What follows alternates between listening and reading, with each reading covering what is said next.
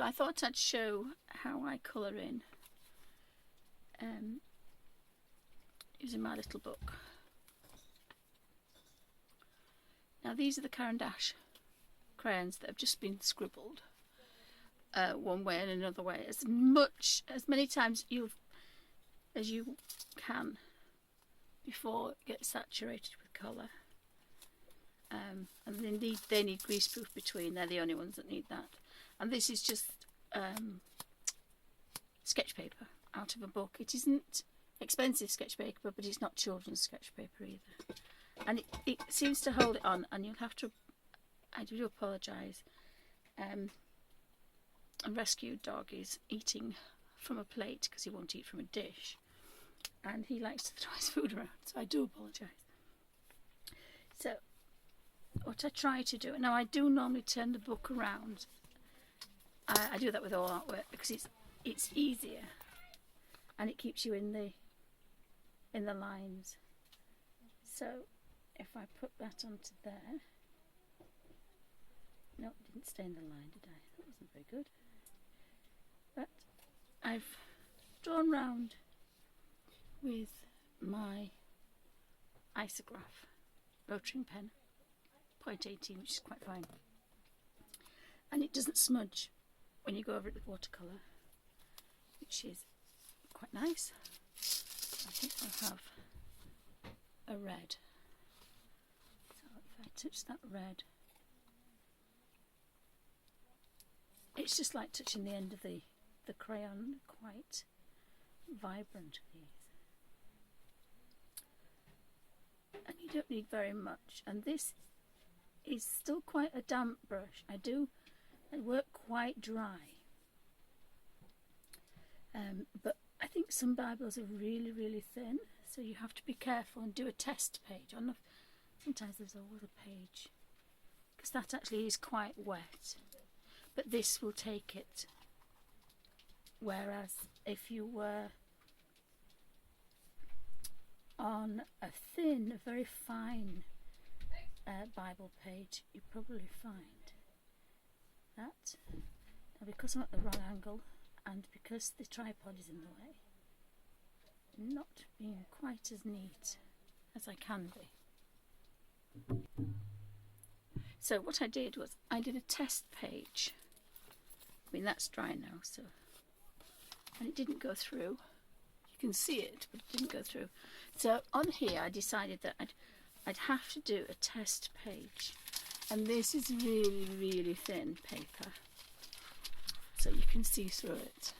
So I would think this looks and feels like the thin Bible pages that people are drawing on. But what I wanted to show you was in the middle there's a faint watercolour, and on the outside there's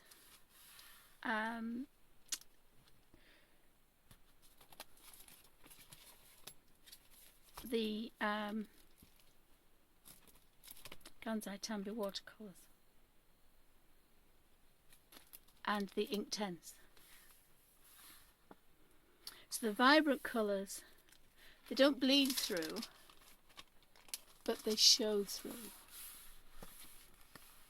whereas the paler colours, the Derwent watercolours, don't.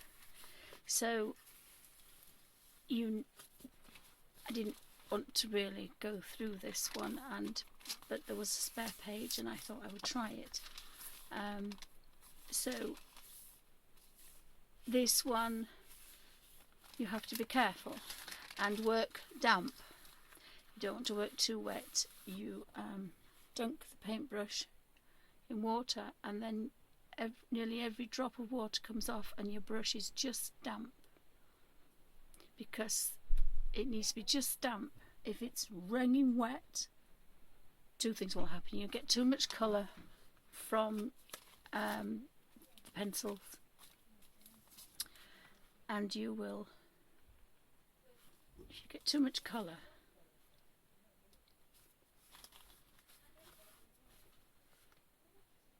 you see that's picked up, just a damp brush has picked up the ink tints, and it's quite vibrant, but it's gone on quite dry. So it's not as dark as the really vivid darker colours.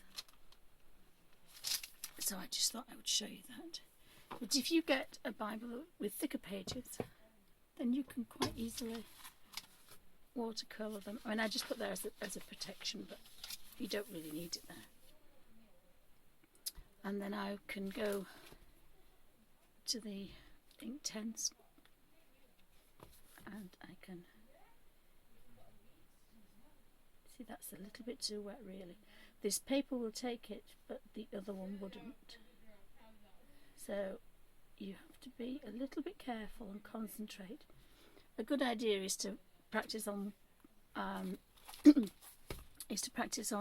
photocopy paper. So photocopy a page that you've drawn out and then colour that in, because photocopy paper is quite thin.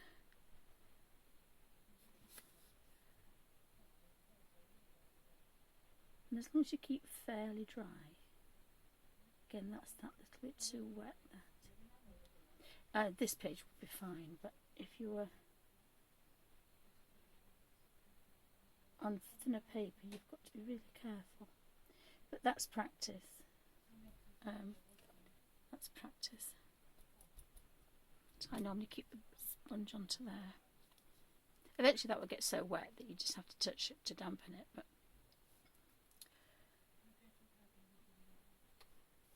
and so that's the consistency you want. Just enough dampness to push that colour around. And if you do it like that, you actually end up with more of a watercolour, the lovely pale colours rather than the deep vivid colours. So it depends what you want to do, and it depends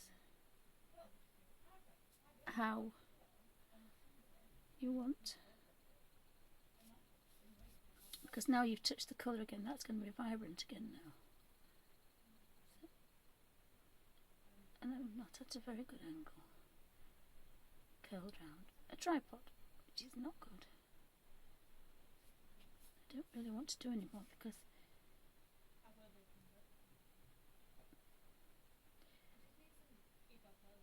it's quite nice to get all the different shades from one colour. So I hope you found that helpful and interesting, and this helps me when I'm not very well. I don't really even at home want to get all my things out. I just get this out and I flick through and I use them all together.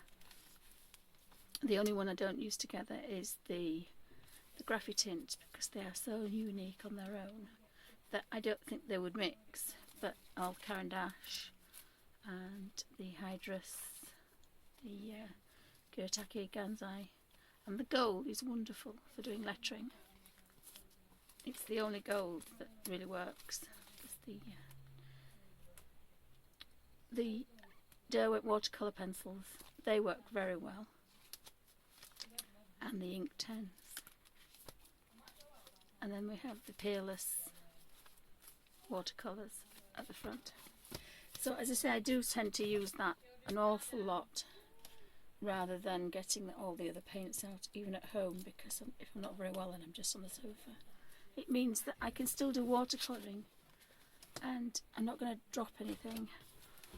Sometimes I even use the top of a small jar, so I have like a tablespoonful of water, and that lasts me because I'm not making anything really wet and it doesn't go through.